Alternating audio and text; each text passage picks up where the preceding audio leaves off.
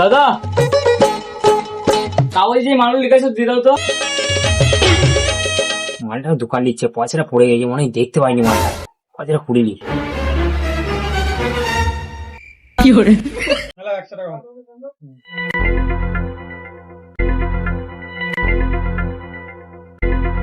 বুঝি মালটা লিয়েছে আমি এসে পয়সা দিচ্ছি। হ্যাঁ পয়সা তো পড়ে গেছে কোথায়? না না এসব কিছু হবে না, পয়সা দাও মাল নিয়ে যাও। আমি তো পয়সা এনেছিলাম, পয়সা তো পড়ে গেছে। সেটাকে পয়সাটা দিয়ে আসি। 100 টাকা তো বিল হয়েছে, 100 টাকা দিলেও আমার কাছে 100 টাকা লাভ থাকবে। না না ধার হবে না, পয়সা দাও, এখনই পয়সা লাগবে। এই ধরো এই পয়সা আমি দিয়ে দিচ্ছি। এ বাবু তুই বাড়ি চল যা।